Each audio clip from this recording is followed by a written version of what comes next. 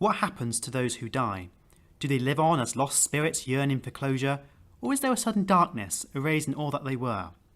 This may explain why we may fear the daunting prospect that there may or may not be an afterlife.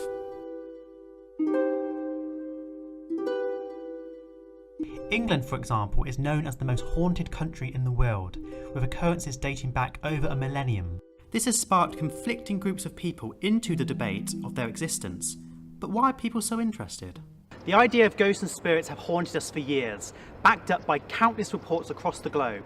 But is it just speculation? Or is it just a misconception of unimaginative minds?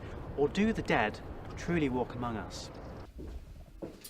Now, there has been a range of ghostly phenomenon in Oxford Castle. For example, there's been ghostly footsteps heard along the prison wing corridor, and also a figure seen around the prison mound. Most famously was Mary Blandy, a murderer executed in 1752, and it was seen by people that she's meant to haunt the place where she was hanged. We're here to interview Andy Middleton, a tour guide around the castle, to explain the strange occurrences happening within the walls of the castle. I believe life is just part of the journey, and the journey continues after we're dead, and people are absolutely fascinated and want to know what happens next. I firmly believe there is something. We come back in some other way, shape or form after we've died. When I was down in the crypt once, I did have a hand tap me on the shoulder, and I also believe I saw a dark cloak, the tail end of a dark cloak, disappearing out of the crypt during a tour. Another gentleman stood by me, also swore he saw the same thing, so it wasn't just me. There's 1,000 years of history on this site, good and bad, murder, mystery and mayhem, and we've hanged and beheaded loads of people here over the years. Science leads is what some people believe, with most skeptics coming to consensus that in fact you need factual, solid evidence to believe in the afterlife. I'm currently approaching the atmospheric, oceanic planetary physics building in Oxford University to talk to a physics researcher called Colin Wilson, who's going to explain how ghosts may simply be a theory and not a fact. Well, in terms of what's actually out there, what's verifiable with, scientific experiment and so on, our life is life is respiration, consciousness. So our thoughts stop when all electrical activity in the brain ceases. There are no longer neurons firing in your brain. Then that life is no more. So from that point of view, I would find it very difficult to lend any sort of physical credence to the afterlife.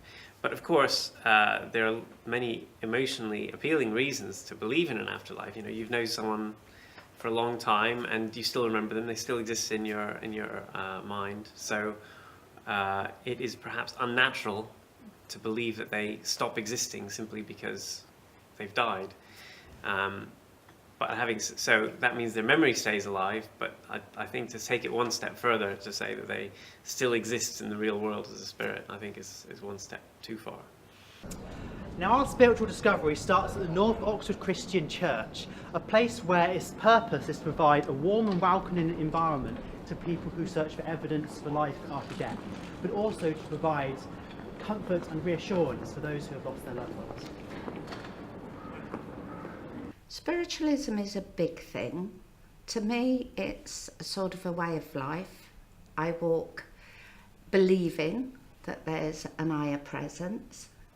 Whether you call it God, whether you call it goddess, how do you put a name to an intelligent energy? I don't know, but I know it's there, I know it's real, and I know I can use it. I can remember going to bed and saying to Mum, "Worried about Dad tonight?"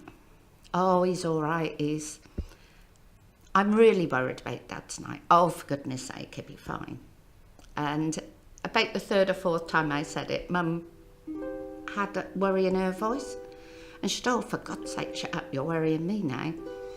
And I just thought for a minute and I said, "Oh, don't worry about her, Dad." I said, "He's absolutely fine. I can see him coming in from work.